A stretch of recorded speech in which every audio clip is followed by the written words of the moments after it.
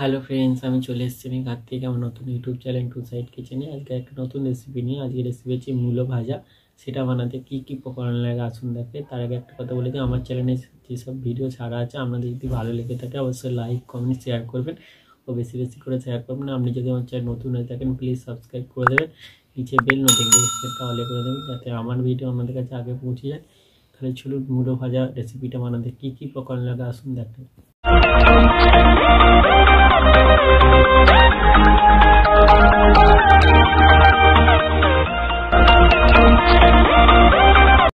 মূলো ভাজা রেসিপি বানানোর জন্য কি কি উপকরণ লাগে দেখিয়ে দিই। তার আগে একটা কথা বলে দিই, ভিডিওটা প্রথম থেকে শেষ অবধি দেখার অনুরোধ রইল। তাহলে চলুন রেসিপিটা শুরু করি। এখানে আমি একটা ছোট সাইজ মূলোকে গোল গোল রিং পিস করে কেটে নিয়েছি।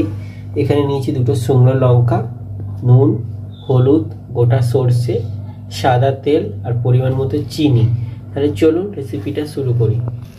জলটা বসিয়ে দিয়েছি গ্যাসটা জেলে, জলটা গরম হয়ে গেছে। মূলগুলো দিয়ে দেবো সেদ্ধ করার জন্য। পরিমাণ মতো নুন দিয়ে দেবো, হলুদ দিয়ে দেবো, ভালো করে সেদ্ধ করে নেবো।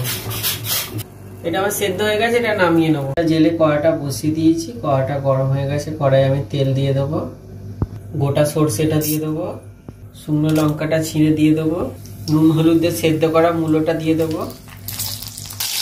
ভালো করে ভেজে নেবো। একটু অল্প দুটো চিনি দিয়ে দেবো, লাল লাল করে ভেজে নেবো। দেখুন আমার মূলো ভাজা রেসিপিটা হয়ে গেছে, এটা নামিয়ে নেবো। দেখুন আমার মূলো ভাজা রেসিপিটা রেডি হয়ে গেছে। এই রেসিপিটা যদি আপনাদের ভালো লেগে থাকে অবশ্যই লাইক কমেন্ট শেয়ার করবেন ও বেশি বেশি করে শেয়ার করবেন।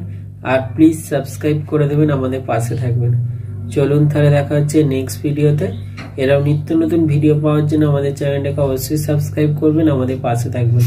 চলুন তাহলে দেখা হচ্ছে নেক্সট ভিডিওতে।